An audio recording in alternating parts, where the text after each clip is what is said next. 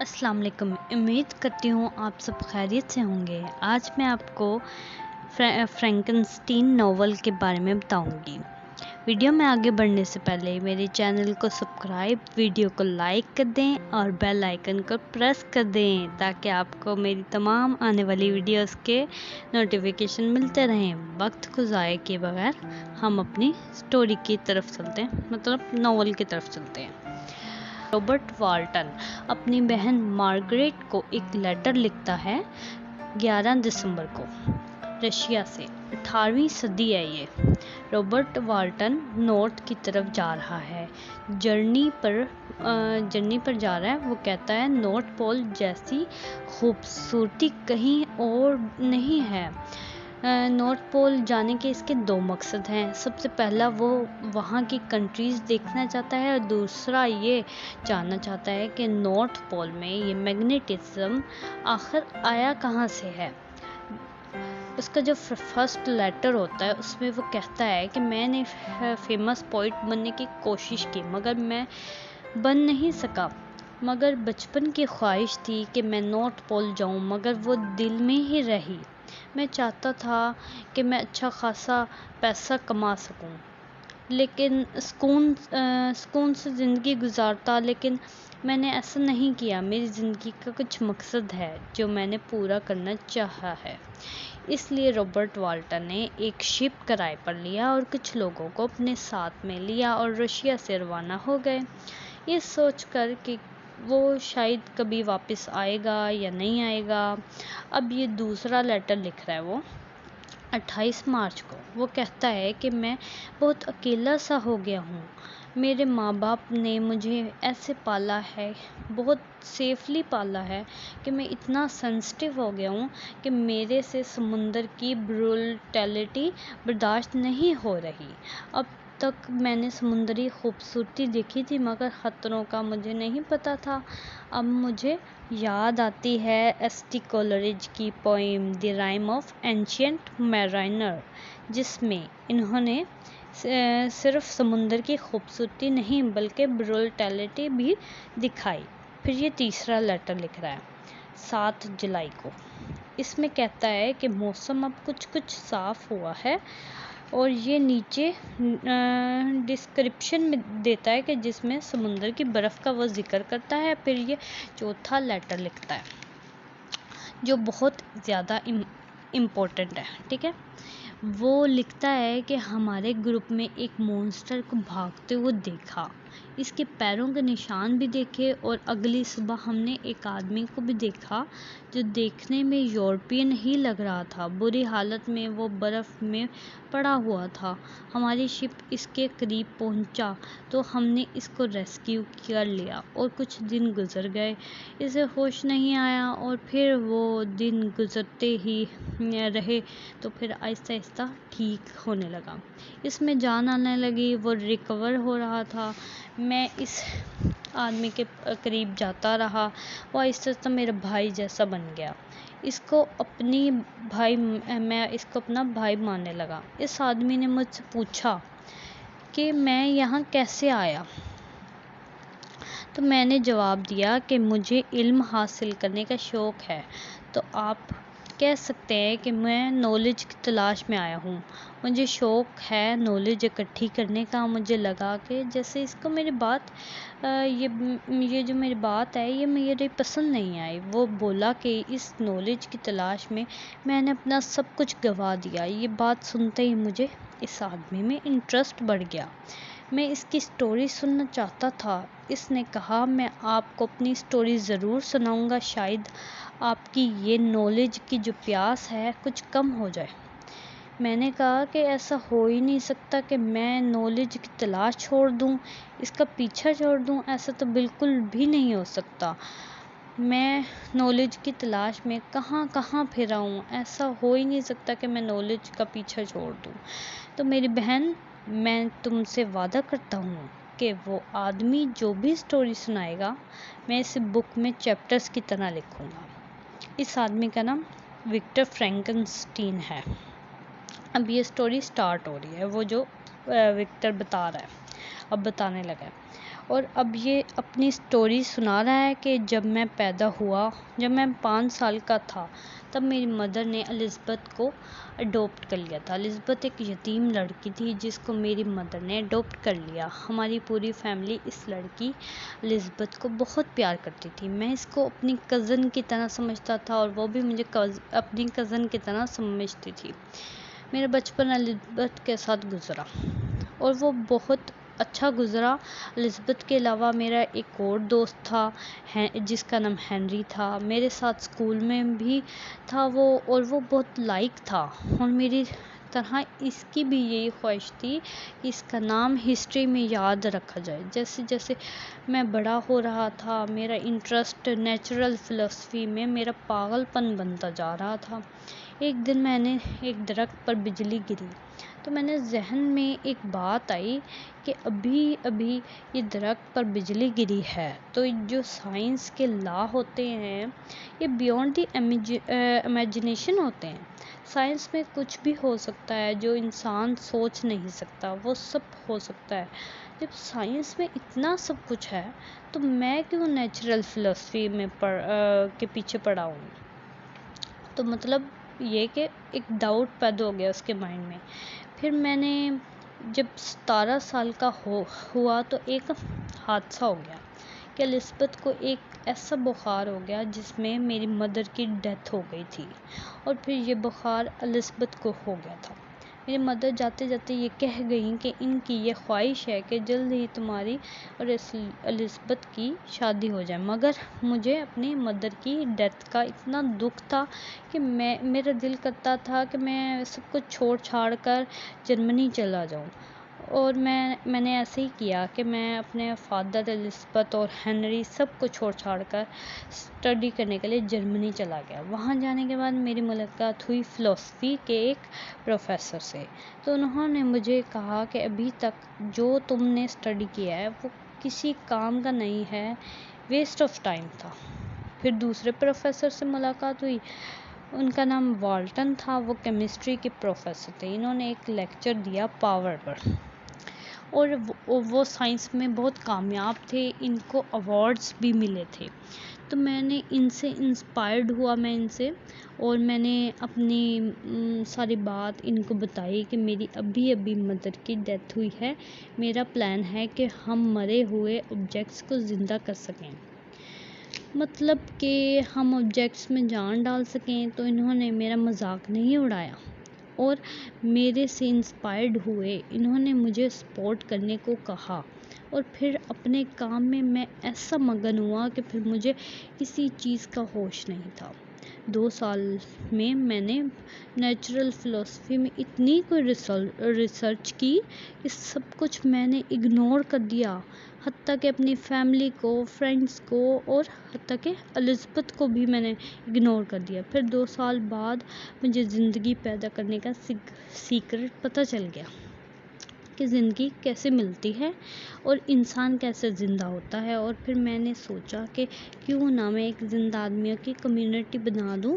फिर मैंने एक सैम्पल क्रिएचर बनाने की कोशिश की।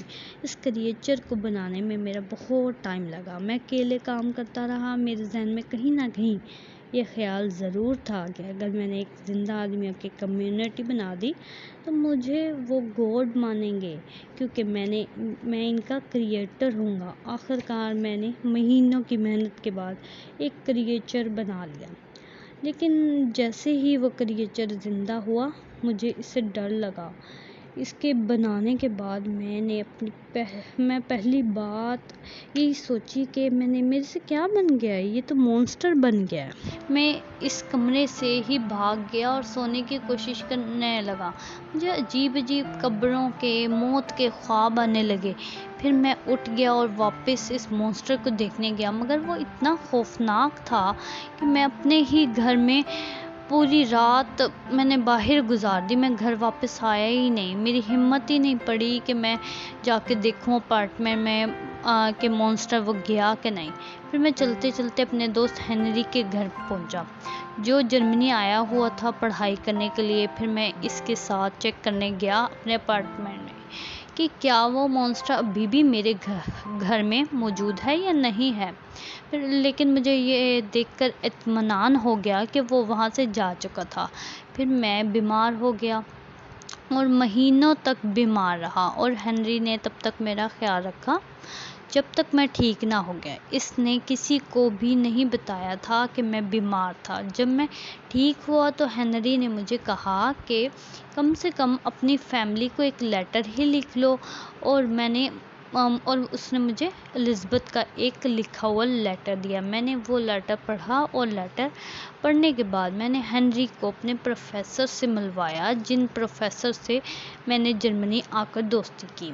वो लोग मेरी तारीफ़ें करने लगे तो मैं ये सुनकर बड़ा परेशान हो गया और मैंने सोचा कि मैं ये नेचुरल फ़िलॉसफ़ी छोड़ दूँगा और मैं हेनरी के साथ जाकर मिडल ईस्ट जाऊँगा और उसके साथ वहाँ के लैंग्वेजेस सीखूँगा। मेरा सेमेस्टर जैसे जैसे ख़त्म हो रहा था, मैं जुनीवा वापस जाने का वेट कर रहा था। हमने सोचा जाते जाते एक बार जर्मनी घूम लिया जाए और हमने अच्छे से जर्मनी घूमा। जब जर्मनी पूरा देख कर वापस जा रहे थे तो मुझे मेरे फादर का एक लेटर मिला जिसमें लिखा था कि मेरा छोटा भाई विलियम, जो सबका लाडला था, इसका किसी ने मर्डर कर दिया। मुझे तो एकदम शौक लग गया कि हमारा घर का लाडला था वो, और वो इसका कौन मर्डर कर सकता है। और हम दोनों फिर फ़ौरन घर के लिए निकले। लेकिन हमारे घर पहुंचने से पहले ही टाउन के दरवाजे बंद हो गए थे। मैं इस जगह गया जहां पर मेरे भाई का मर्डर हुआ था। मुझे समझ में नहीं आ रहा था कि इसकी किसी से दुश्मनी तो नहीं थी। इसका मर्डर कैसे हो सकता है, इसका मर्डर कौन कर सकता है। मैं ये सब देखने के बाद वापस जाते हुए एक लाइट सी चमकती हुई देखी जहाँ मेरे भाई की डेथ हुई थी। वहाँ मैंने एक अजीब सी बॉडी की शेप देखी, जैसे कोई मॉन्स्टर हो। मुझे ज़्यादा टाइम नहीं लगा ये बात समझने में कि ये वही मॉन्स्टर है जिसको मैंने बनाया था और इसने मेरे भाई को मारा है। मैं अपने भाई की डेथ के लिए इसको कभी माफ़ नहीं करूँगा। इसके लिए बल्कि मैंने ये सोचा कि इसके लिए मैं ही रिस्पॉन्सिबल हूँ क्योंकि मैंने इसको बनाया था। अगर मैंने इसको ना बनाया होता तो आज मेरा भाई ज़िंदा होता। अगले दिन मैं घर वापस पहुँचा तो घर की मुलाजमा जस्टिन पर पहले ही शक कर लिया गया था। इसने मेरे भाई का मर्डर किया है। पता नहीं क्यों घर में कुछ भी होता है तो सबसे पहले घर के मुलाजमा पर शक क्यों जाता है। सबका कहना था कि इसकी जेब से एक पोर्ट्रेट मिला है जो मरने से पहले विलियम वो पोर्ट्रेट बना रहा था। वो पोर्ट्रेट इसकी माँ का था। मुझे ये बात समझ में नहीं आई। ये सब देखकर मैं बहुत गुस्सा आया। मैंने अपने घर वालों से कहा कि जस्टिन ने कुछ नहीं किया, मगर मैं इससे ज़्यादा कुछ बोल नहीं सका क्योंकि मैं और क्या कहता, क्योंकि मैं अपनी स्टोरी बता नहीं सकता था कि ये लोग मुझे पागल समझेंगे। लेकिन मुझ में इतना ही यकीन था कि मर्डर जस्टिन ने नहीं किया है, इस मॉन्स्टर ने किया है। मेरा दिल कर रहा था कि मैं कन्फेस कर लूं कि मैंने अपने भाई की मौत का ज़िम्मेदार हूं, मैं ही इसकी मौत का ज़िम्मेदार हूं, मगर कैसे करता। मुझे सब पागल समझते। जब जस्टिन का ट्रायल हुआ तो वो ये साबित नहीं कर सकी कि पोर्ट्रेट इसकी पॉकेट में कैसे आया, तो इसको मौत की सज़ा सुना दी। मैंने एक कोर्ट के मेंबर से बात की तो इसने बताया कि वो कुछ नहीं कर सकता, जस्टिन ने खुद कन्फेस कर लिया है। फिर मैं एलिज़ाबेथ के साथ जस्टिन से जेल में मिलने गया तो मैंने इससे पूछा कि जब तुमने मर्डर किया ही नहीं है तो तुमने कन्फेस क्यों कर लिया है। इसने कहा मुझ पर जेलर से बहुत प्रेशर दिलवाया गया कि मैं कन्फेस कर लूँ, तो मैंने हार मान ली और कन्फेस कर लिया। अब मैं जीना भी नहीं चाहती। अगले दिन जस्टिन को फांसी दे दी गई। तो मुझे बहुत गिल्टी महसूस हुआ कि मैं बता नहीं सकता कि मैं क्या महसूस कर रहा था, क्योंकि अब मैं 2 मौतों का ज़िम्मेदार था, एक अपने भाई का और एक जस्टिन का। मुझे बहुत बुरा लग रहा था कि मैंने क्या बनाना चाहा और ये क्या बन गया था मेरे से। फिर मैंने ये सब बुरी चीज़ें भुलाकर अपनी फैमिली के साथ वेकेशंस पर जाना चाहा, और कभी कभी ये ख्याल आता था कि मैं जाकर इस मॉन्स्टर से बदला लूँ। एक दिन तो एलिज़ाबेथ ने मुझे कह दिया कि पता नहीं क्यों और कैसे इन मासूम लोगों की जानें ली जाती हैं। अब मैं इस दुनिया को पहले जैसा नहीं देखती जैसे पहले देखती थी। मुझसे ये सब बर्दाश्त नहीं हो रहा था, तो मैं फ्रांस के ट्रिप के लिए निकल गया सुकून की तलाश में, और मुझे वाकई इस ट्रिप के दौरान सुकून भी मिला। यूँ लग रहा था कि ये ज़िंदगी का बहुत ही अच्छा टाइम है जो मैं गुजार रहा हूँ, और ये ज़िंदगी का बहुत ही अच्छा टाइम गुज़र रहा था, लेकिन ये अच्छा टाइम ज़्यादा अरसे के लिए नहीं था। फ्रांस में मैं एक माउंटेन पर ऊपर जा रहा था, और मुझे यहाँ अच्छा लग रहा था।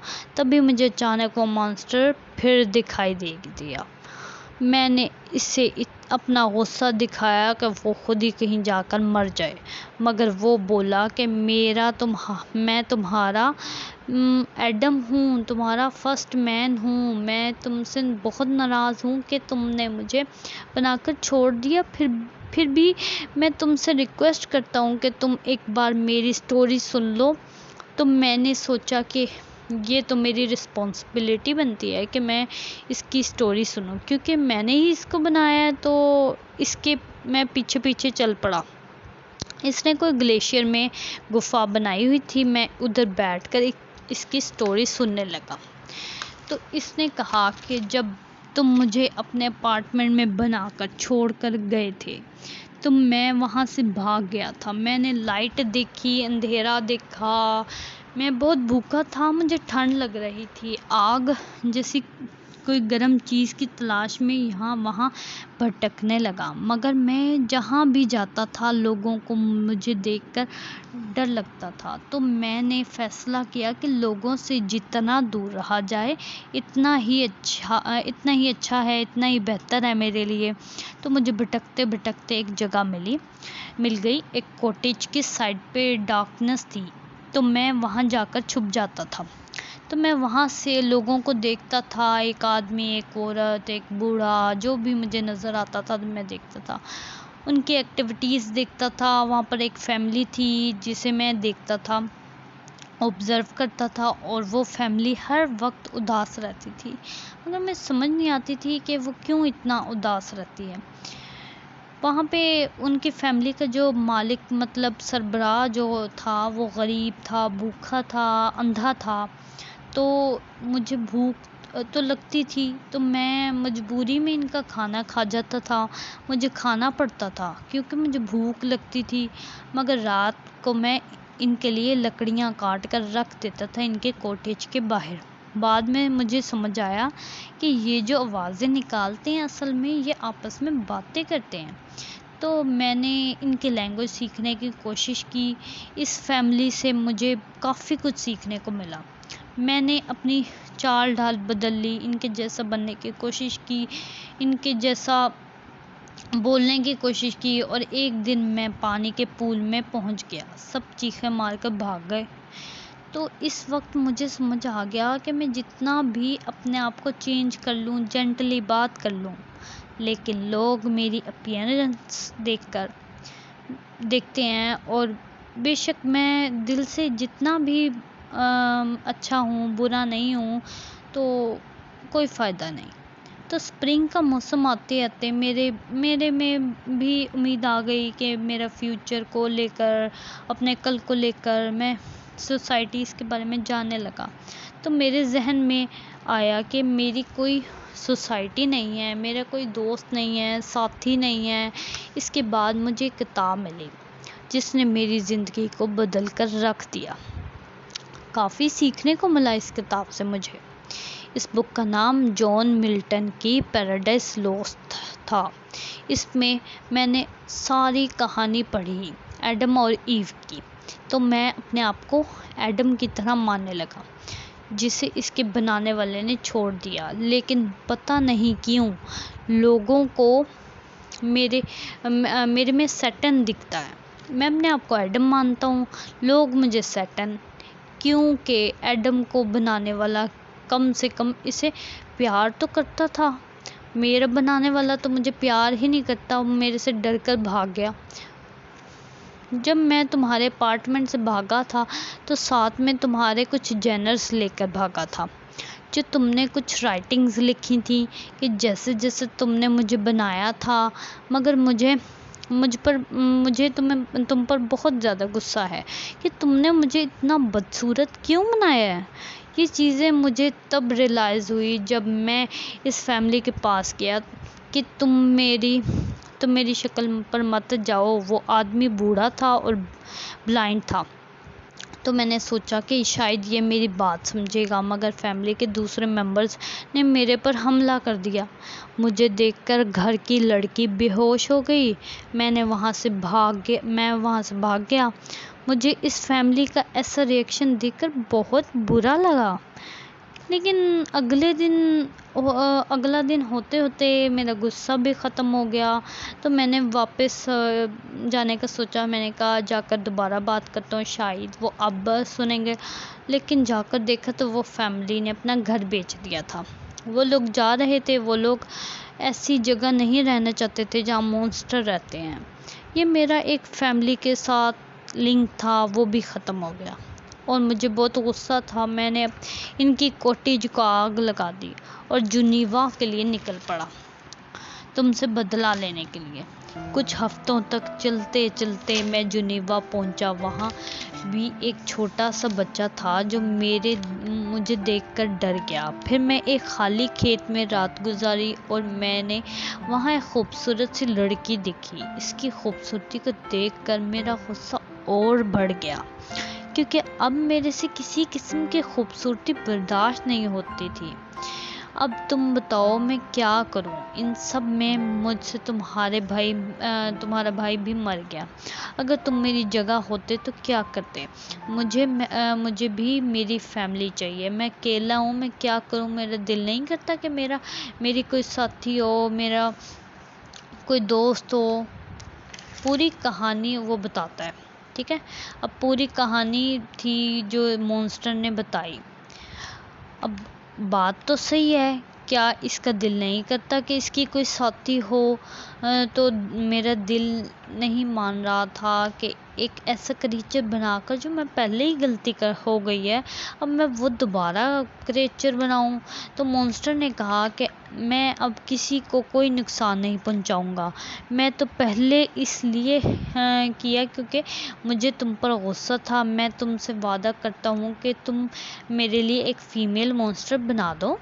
मैं इसको लेकर साउथ अमेरिका चला जाऊंगा, इंसानों से बहुत दूर। मुझे इस मॉन्स्टर पर गुस्सा तो बहुत आ रहा था कि जब भी मैं इस मॉन्स्टर को देखता था तो मुझे अपने भाई की डेथ याद आ जाती थी, मगर दिल में थोड़ा सा रहम भी आ जाता था कि मैंने ही इसको ऐसा बनाया है, ये मेरी वजह से ही सब कुछ झेल रहा है। तो मैं राज़ी हो गया कि इसके लिए मैं एक फ़ीमेल मॉन्स्टर बना दूंगा, तो ये कहीं दूर चला जाएगा, इसने मुझसे वादा किया है। फिर वो मॉन्स्टर चला गया, मगर मैं ये सोच रहा था कि वाकई मुझे इसके लिए फ़ीमेल मॉन्स्टर बनाना भी चाहिए या नहीं। लेकिन मुझे इस प्रोजेक्ट को शुरू करने के लिए इंग्लैंड जाना पड़ा था रिसर्च के लिए। मेरे फादर ने मुझे परेशान देखा तो मुझे कहा कि तुम्हें एलिज़ाबेथ से शादी कर लेनी चाहिए ताकि फैमिली कुछ बैलेंस हो जाए। मैं शादी नहीं करना चाहता था क्योंकि मुझे इस मॉन्स्टर के लिए फ़ीमेल मॉन्स्टर बनानी थी। तो इंग्लैंड जाने का मकसद ये भी था कि शादी से बचा जाए, और जहन में कहीं ना कहीं ये भी आता था मेरे कि कभी अपने फादर के लिए कोई काम नहीं आ रहा मैं। और हेनरी इंग्लैंड पहुँचे। मैं और हेनरी इंग्लैंड पहुँचे। वहाँ पहुँचते ही मैंने अकेला रहना शुरू कर दिया। किसी से नहीं मिलता था जब तक मेरा प्रोजेक्ट का काम नहीं होता। और दूसरी तरफ हेनरी अपनी नॉलेज इकट्ठी करने के लिए लोगों से मिल रहा था। फिर हम दोनों स्काउटलैंड गए और इसको मैंने अपने एक दोस्त के पास छोड़ा और मैंने अकेले सफ़र करने लगा। पहुंचा एक सुनसान आइलैंड पर। वहां मैंने एक लैब बनाई और अपने सीक्रेट प्रोजेक्ट पर काम करने लगा। मुझे वहां काम करते करते कोई प्रॉब्लम नहीं आ रही थी, मगर सडनली एक रात मेरे जहन में ये ख्याल आया कि मैं ये फीमेल मॉन्स्टर तो बना रहा हूँ, मगर कल को इन्होंने यहाँ से जाने से मना कर दिया कि हम तो इंसानों के बीच में रहेंगे, तो हम क्या कर लेंगे? ये तो हमारे से ज़्यादा ताकतवर हैं। और तो और अगर इन दोनों ने मिलकर बच्चे पैदा कर दिए तो इनकी तो एक कम्युनिटी बन जाएगी, तो हम क्या कर सकेंगे? ये तो हमारे से ज़्यादा ताकतवर हैं। तो अचानक मेरी नज़र खिड़की पर पड़ी जहाँ वो मॉन्स्टर बाहर खड़ा देख रहा था और अपनी फीमेल मॉन्स्टर को बनता देखकर मुस्कुरा रहा था। ये सीन मैं देखकर डर गया और जो मैंने जितना भी फीमेल मॉन्स्टर बनाई थी वही मैंने ख़त्म कर दी। अब मुझे नहीं पता था कि अब वो मॉन्स्टर मेरा अब क्या हश्र करेगा। जब घंटों के बाद वो मॉन्स्टर मेरी लैब में आया तो इसने मुझे धमकी दी कि आज से तू मेरा दुश्मन है, बदला लूँगा मैं तुझसे। अब तो बस देखता जा कि मैं करता हूँ क्या हूँ। शादी होने वाली है ना तेरी, तो मैं तेरी शादी वाले रात को ही आऊँगा।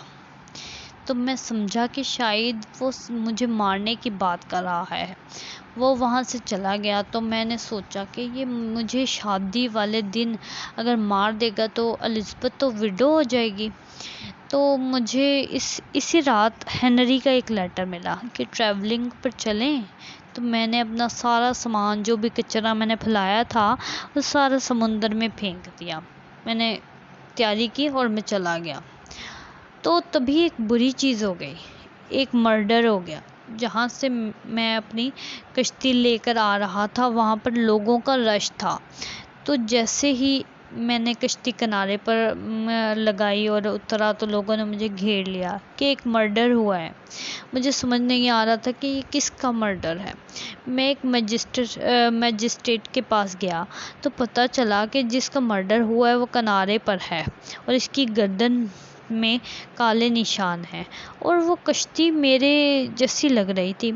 तो मैं आगे जाकर देखा कि ये बॉडी आखिर किसकी है। तो पता चला कि ये बॉडी तो हेनरी की है, मेरे दोस्त की है, जिसे देखकर तो मैं तकरीबन बेहोश ही होने वाला था। कई महीनों में बीमार हो गया और बिस्तर पकड़ लिया। मुझे होश ही नहीं था कि मैं कहाँ पर हूँ। और जब होश आई तो पता चला कि मैं जेल में हूँ। मुझे पता था कि मैं आज़ाद तो हो ही जाऊँगा और मैं आज़ाद हो गया क्योंकि कोर्ट में मेरे ख़िलाफ़ कोई सबूत नहीं था, इसलिए मुझे छोड़ दिया। लेकिन मुझे अपनी फैमिली की फ़िक्र थी कि मुझे अपनी फैमिली को सिक्योर करना है कि वो मॉन्स्टर अब मेरी फैमिली को कोई नुकसान ना पहुंचा दे। तो मैं फ़ौरन जुनीवा के लिए निकल पड़ा। मेरे फादर को समझ नहीं आ रहा था कि मेरे साथ आखिर हो क्या रहा है। तो मैंने सारी बात बता दी कि मेरे साथ हो क्या रहा है, कि मैंने ही विलियम, जस्टिन और हेनरी को मारा है। ये मेरे से गलती से मर गए हैं। इन सब में मुझे एलिज़ाबेथ का एक लेटर मिला कि वो मेरे से शादी करना चाहती है। तो मुझे ये परेशानी थी कि मेरी गैर मौजूदगी में एलिज़ाबेथ किसी और से शादी ना कर ले। लेकिन मुझे इस मॉन्स्टर की भी बात याद थी कि वो शादी वाले दिन आएगा। तो मैंने फ़ैसला कर लिया कि या तो वो रहेगा या मैं। फिर मैंने एलिज़ाबेथ को लेटर लिखा कि मुझे जल्द से जल्द शादी करनी है और बड़ा ख़तरनाक एक सीक्रेट है जो मैं तुम्हें शादी के अगले दिन बताऊंगा। अगले ही हफ्ते मेरी और एलिज़ाबेथ की शादी हो गई। फिर हम हनीमून के लिए इटली निकल गए और अब मुझे मॉन्स्टर के आने का इंतज़ार था और मुझे डर भी लग रहा था कि मैंने तो पिस्तौल भी तैयार कर ली। डर इस बात का था कि मॉन्स्टर कभी भी आ सकता है और मेरे पर हमला कर सकता है। एलिज़ाबेथ की सेफ्टी के लिए मैंने इसको बेड पर भेज दिया और अब मुझे अपनी सेफ्टी का भी ख्याल था। मैं परेशान था एलिज़ाबेथ के और इसी वक्त एलिज़ाबेथ के चिल्लाने की आवाज़ आई। मैंने जाकर देखा तो एलिज़ाबेथ की डेड बॉडी पड़ी हुई थी। जब मैं इसकी डेड बॉडी से टकराया तो वो मॉन्स्टर खिड़की से कूद कर भाग रहा था। मैंने इस पर गोली चलाई पर वो चूक गई। जब एलिज़ाबेथ की डेथ की न्यूज़ मेरे फादर को पता चली तो वो भी गुजर गए। कुछ महीनों में मेरी पूरी दुनिया उजड़ गई। मैं पागल सा हो गया तो मुझे एक कोठरी में बंद कर दिया गया और जब मुझे होश आया तो मैंने अपनी सारी कहानी एक मजिस्ट्रेट को सुनाई तो इसे यकीन नहीं हुआ और इसने फिर भी कहा कि इस मॉन्स्टर को पकड़ना नामुमकिन है। तो मैंने फ़ैसला कर लिया कि मैं खुद ही इस मॉन्स्टर को पकड़ लूँगा और बदला लूँगा। मैंने इन्हीं लोगों की सेफ्टी के लिए दूसरा मॉन्स्टर नहीं बनाया था और मैंने हमेशा के लिए जुनीवा छोड़ने का फ़ैसला कर लिया और मैंने सब फैमिली के मेंबर्स की कब्रों पर जाकर कसम खाई कि मैं अब इस मॉन्स्टर को मार दूंगा। फिर मुझे इस मॉन्स्टर के हंसने की आवाज़ आई। मैं इसको पकड़ने के लिए भागा लेकिन वो अंधेरे में हवा हो गया था। महीनों तक इस मॉन्स्टर का पीछा करते हुए मैं यहाँ आर्टिनिज्म में पहुँचा। यहाँ पर तुम लोगों ने मुझे रेस्क्यू किया। तो मैं ये कहानी थी जो मुझे विक्टर ने सुनाई। मेरी बहन यहाँ पर वाल्टन जो है वो बोल रहा है, अपनी बहन को लेटर लिख रहा है। वो जानता है कि अब ये जो वाल्टन है ये अपनी बहन को बोल रहा है कि वो जानता है कि वो मरने वाला है और मेरे वक्त इसकी ज़ुबान पर एक ही चीज़ थी, बदला बदला बदला। कोई और यकीन करे ना करे, मुझे विक्टर की कहानी पर पूरा यकीन है। इसके बाद सितंबर में विक्टर मर गया। जहाँ जहाज़ पर इसकी बॉडी पड़ी हुई थी वहीं वो मॉन्स्टर आया और विक्टर को देखकर रोने लगा। मैंने देखा अपनी आँखों से कि इसने अपनी बनाने वाले को मार दिया था। मैंने बड़ी हिम्मत करके कहा इस मॉन्स्टर से कि तुम कितने घटिया हो, तुम्हारी वजह से यहाँ पर इस हालत पे ये पड़ा है। मॉन्स्टर गिल्टी था। वो गिल्टी था कि इसने अपने बनाने वाले को मार दिया। मैंने जब कहा कि ये तुम्हारी वजह से यहाँ इस हालत में पड़ा है तो इसके दिमाग पर कुछ असर हुआ कि इसकी ज़िंदगी का अब कोई मकसद नहीं है, तो इसने भी अपनी ज़िंदगी ख़त्म करने का फ़ैसला कर लिया। तो यहीं पर स्टोरी ख़त्म होती है। तो इस स्टोरी में एम्बिशियस की बात की गई है, मगर इंसान के लिए ओवर एम्बिशियस होना ख़तरनाक है। इंसान को इतना भी अंधा नहीं होना चाहिए। अगर आपको मेरी वीडियो पसंद आई हो तो वीडियो को लाइक और शेयर और चैनल को सब्सक्राइब करना मत भूलिएगा। Thank you.